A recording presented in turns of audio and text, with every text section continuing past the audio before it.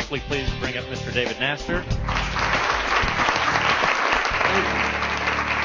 Thank you. Y'all, I love Texas. I got to tell you that right now. I'm not sucking up to you. I just love Texas. That's just as true. Where else? I just love it because what we all want to have fun here. You just, woo! You just scream. I don't know why. Woo! It's Tuesday. Let's have a beer. That's just the way it is. You know it is. It's just the way you are. Woo! You just scream. And if you miss the exit on the interstate, you'll just go right up on the grass and go to the next one. That's what I love. You can see all the pickup lines. I love that. Well, you've had a chance to look at me, and half of you think I'm Danny DeVito so far here to do that. And you may look at me right now, and you may think I'm fat. I'll just show you. You may think I'm fat, or you may think I'm portly, or squatty, or chubby, or chunky, or whatever you want to call it. I have too high self-esteem for that. I'm a nutritional overachiever. That's what I am. I may be vertically challenged. I'm horizontally proficient. I will tell you, I will eat anything on this planet except Spam. That's the only thing. We just made that food up in America. It just fell on the butcher floor. We'll put cheese whiz and bologna around it, and I'm proud to be. We'll eat anything. Where does Spam come from? A spig? We just made it up. We eat fruit roll-ups. We serve our kids fruit roll-ups. What is fruit roll-ups? Sugar linoleum. That's what fruit roll-ups is. Then you put drywall around it. You have a Pop-Tart. We'll eat anything. Crab and lobster. Do you like crab and lobster? Sure you do. What's crab and lobster? The cockroaches of the ocean. That's what they are. Do we care? No. Put enough butter on anything, we'll eat it. We don't care. We eat crawfish. Where I come from, we call it bait. It's lobster without steroids. And what do they tell you to do with that stuff when you eat crawfish, especially in Louisiana? Anybody here from? See, y'all know. Yeah, suck the hay. That's what they tell in Louisiana. If you can understand them, I never will forgot the time before me and Billy down by the bayou. Boy, I have a big time we did. What? But they tell you, what do they tell you to do with the crawfish when you eat it? Suck the head till the eyeballs wiggle. That's what they tell me to do. Suck the head. And I went, man, y'all need cable. That's what you people need. You guys thought I was going to go with a different direction, didn't you, huh? I'll tell you how crazy things are. Only in the United States of America did we come up with non-alcoholic beer. How many people in Texas laugh at that? But what's the point of that? No, I don't want to get drunk. I just want to get bloated and pee all night. That just makes no sense. Good Lord.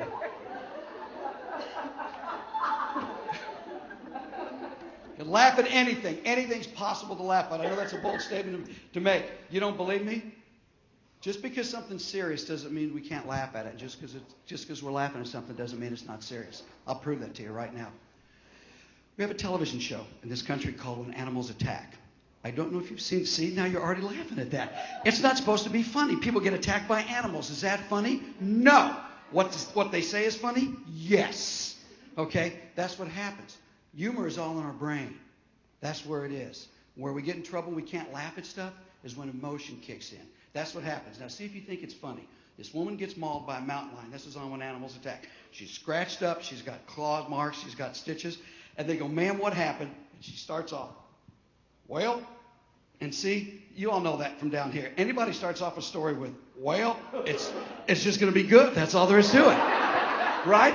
And they go, ma'am, what happened? Well, I was hiking through the mountains of Tennessee when from out of the mountains, a mountain lion got me. Figure it out, Ethel. You went where they lived. It's not like you're at your house, the doorbell rang, hello. It didn't happen that way, did it? No. How about this one? Same thing, but a different twist. They asked the guy, what happened? And he's standing there with his arm all mangled up. Same thing. That's right. Well, that's what he said. Well, I was scuba diving in the Great Barrier Reef when I was part of a shark attack. There I was in the water. I got attacked by a shark. Stop the tape again.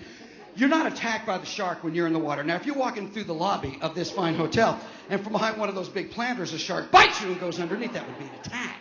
When you're in the water, you're dinner. Stay out of the water. There's not a problem, okay? And why would you scuba dive anyway? Why would you go any place you could be a snack? I don't understand this. You could be underwater part of some shark gang initiation, possibly a barracuda drive-by. Why would you go underwater where this could happen? I'm going to ask you to think different.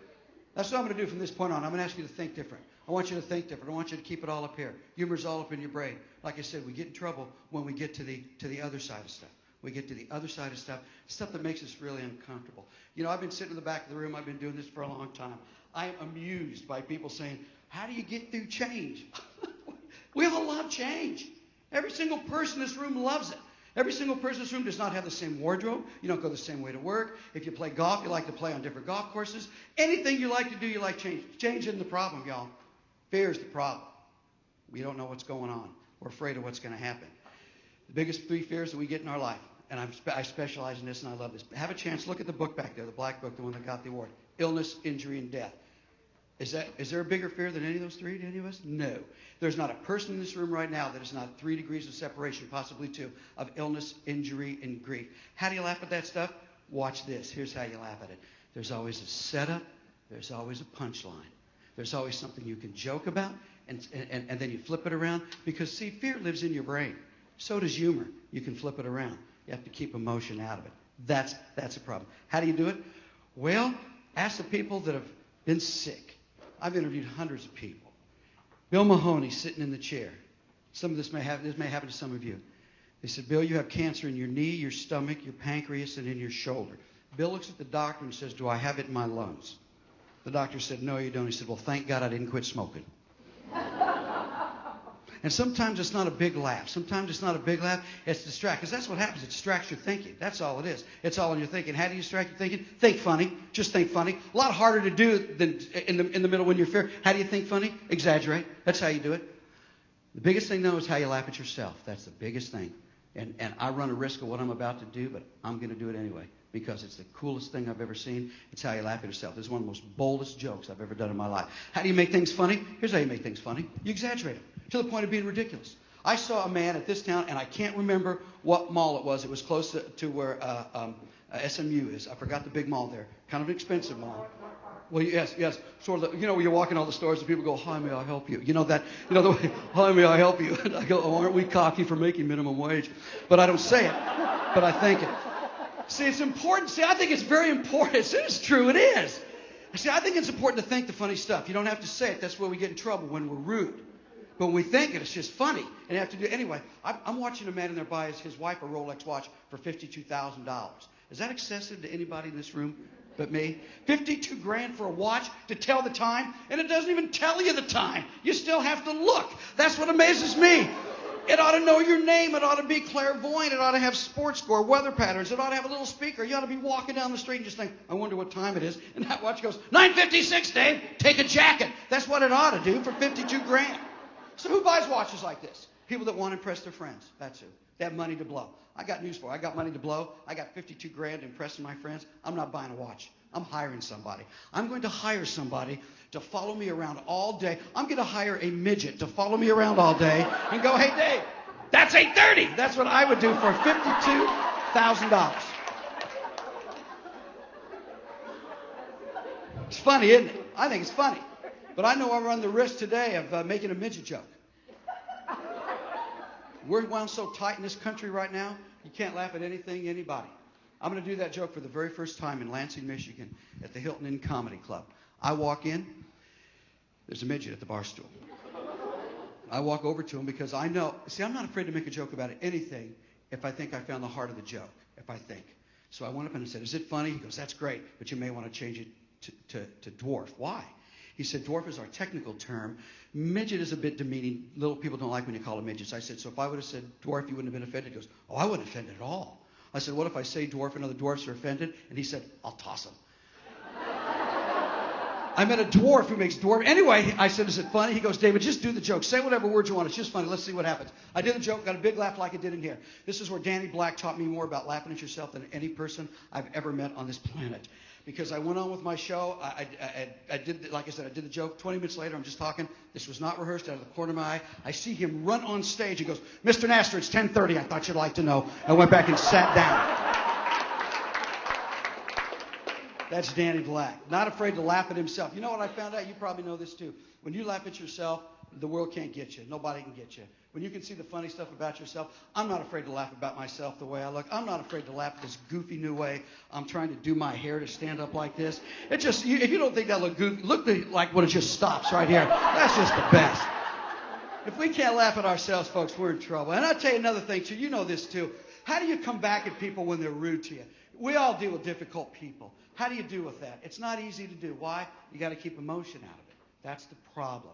You have to keep emotion out of it. Has this ever happened to you? Somebody said something rude, disrespectful, nasty to you. You just walk away. 10 minutes later, you go, you know what I should have said? You ever done that? You know why? Because at that moment, when somebody says something to you, two things: mad or scared. When you're scared, you can't think. When you're mad, you can't think. So you got to keep emotion out of it. That's the hard part. Now, my dad taught me this technique, and I've used this. But when somebody says something to you, listen to what they say. There's a setup. There's a word. There's a phrase. There's a something they're going to give back to you that you can do something with. 14 years old. We've been talking a lot about dance today. I don't know where y'all grew up. When I grew up, when I was in middle school, 14 years old, boys had to walk all the way across the dance floor to ask the girls to dance at the school dances. Your buddies are watching you. I asked this one girl to dance. She's the cutest girl I'd ever seen in my life. I'm 14. She's 14. I said, would you care to dance, Mindy? And she looks at me and says, no, not with you. That's nasty. It's a nasty thing to say. I could have walked away. I could have been rejected. Again, my buddies go, nice with Naster. No, but but you know, guys will do that. Do you want to dance? No, not with you. So I said, really? Well, don't be picky. I wasn't. Not mean, not disrespectful, but something very important I found out. When somebody's rude to you, when you walk away, the worst thing you can ever do is stuff it. When you stuff it, that's going to come back as a seven-headed monster some other time. Some other person's going to get it. So you can say things in a funny way. Okay, that I was hurt. How do you come back when you're scared?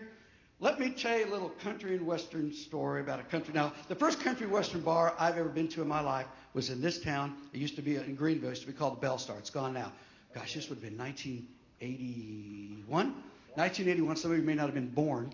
1981. There was a place over off 183. It's called Sesame Place. I used to work there, and I used to. Did you go there as a kid?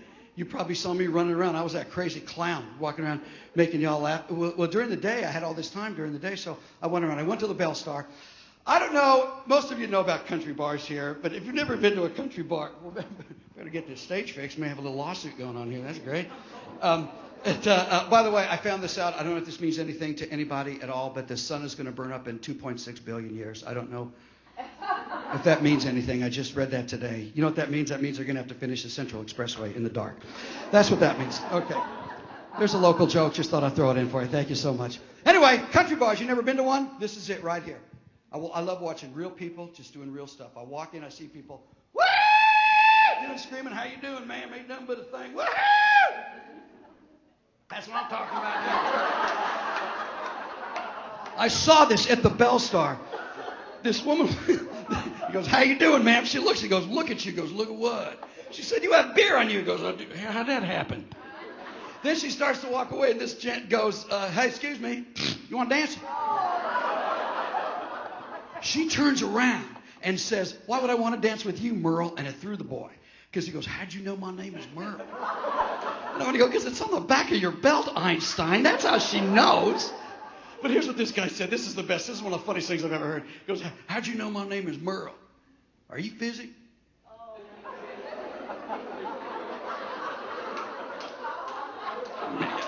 I can't spoon feed the jokes if y'all don't get them. I can't. Fast forward, 1992, Springfield, Missouri, Midnight Rodeo. I had just done a show on the other side of town when I was just doing strictly comedy. I don't do stand-up comedy anymore. I do this right now. When I did straight stand-up comedy, I went to a country bar. Why? Because I like going to country bars. They're fun. A guy recognizes me from the comedy club. Comes up to me. He wants to see how fun I am. Cowboy, you know cowboys, real cowboys when you see them. I'm talking, you know, you've seen those guys, belt buckles the size of satellite dishes. You know the guys I'm talking about, right? This guy comes up, but it takes me a second to get it. He goes, you know what, funny man? Hits me on the forehead just like that. He goes, you know what, funny man? That feels like my old lady's butt. You know that? He saw me, he wants to see how funny I am. Now, most people go, get away from me, or, you know, but that's a setup line. And luckily, I still had my comedy. He goes, that feels like, and he did this, and I just casually moved his hand and went, you're right, it does.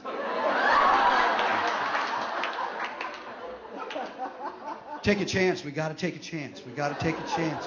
It's hard, though, isn't it? It's hard, isn't it? When somebody's sick, that's the tough stuff, isn't it?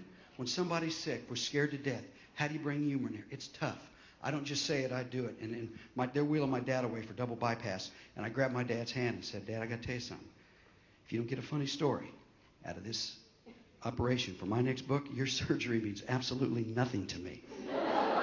And he loved it. He said the coolest thing after he got out of recovery. He said, thanks, son, for doing that. He goes, it loosened the noose of fear. That's what laughter does. That's what humor does. Why? It's the humor. It gets our brain thinking. Gets us out of fear. Gets us laughing. And don't be afraid to take a chance, especially when we're sick. That's the scariest thing. That's not the scariest. I'll get to that in a second. But, a buddy of mine, he asked me not to say his name. He went to see his best friend. His best friend got his leg amputated of diabetes. He walks in. The guy who got his leg amputated is laughing. He said, how can you laugh at a moment like this? He goes, how can I not laugh? Look at a card somebody sent me. The card read, get well soon. Hope you get back up on your feet. And crossed out feet and wrote foot.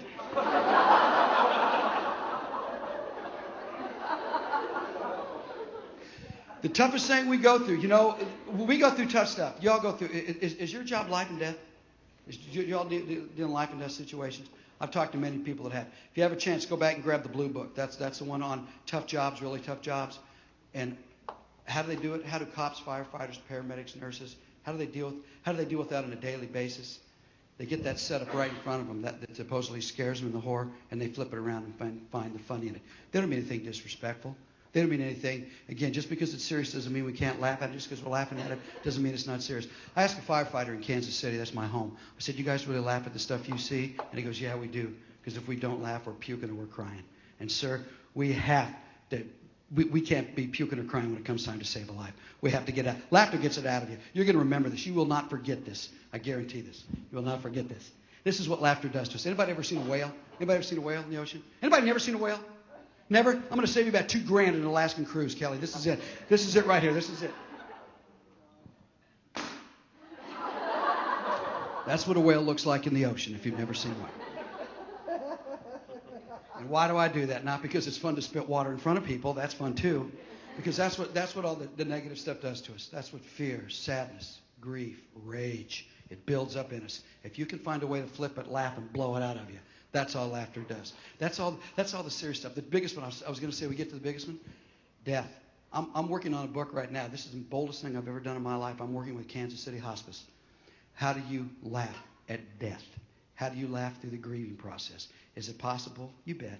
Most of you know it. Some of you may know it is. It's not funny when somebody gets killed. It's not funny when somebody dies. What's funny are those honest moments, if we can recognize that. If we can just for a brief moment see the humor in it. What happens with sadness, as you all know, is sadness can start off as a snowball. And it gains momentum and gets sadder and sadder. And then it'll just overcome you with grief. It'll bury you. It's an avalanche of emotion. Just for a moment, humor stops that. And for that fleeting moment we need it gives you a chance to move on. Tell me if you think these are funny. I'll give you the opportunity to think it's funny. These are true stories. The woman asked me I'm going to tell you the real names of everybody of these stories. The only reason I'm not going to tell you the real names is people ask me. They wish to remain anonymous. One woman, though, her best friend was a minister, still is a minister. And there he was. Hospice asked him to come in. Grandpa was ready to die. They're in Grandpa's house. Grandpa dies. The family starts the prayer circle. At that moment, the phone rings. Who is going to answer the phone at that moment? Nobody. On the 9th ring, the recorder phone goes off. Whose voice is on it? Grandpa's. What does everybody hear? Hi, I'm not here right now. And they laughed. Just for that moment, it's okay. It stops it just for a second. Chaplain Steve Smith, Liberty Hospital. He's reciting a woman's eulogy that he wrote with her. As he's giving the eulogy, here's people in the congregation saying, who's he talking about? I think this guy's got the wrong funeral. She wasn't that nice. She wrote this glowing eulogy about herself, but she wasn't that nice. So Steve said, David, I just kept reading it. Then finally, he said, here's a song that she's carefully selected for all of you. Carefully selected for all of you. She wants you to remember her by. The song was Somewhere Over the Rainbow from The Wizard of Oz. He nods to the person who hit the CD. They hit the wrong track. Ding Dong, the Witch is Dead comes on.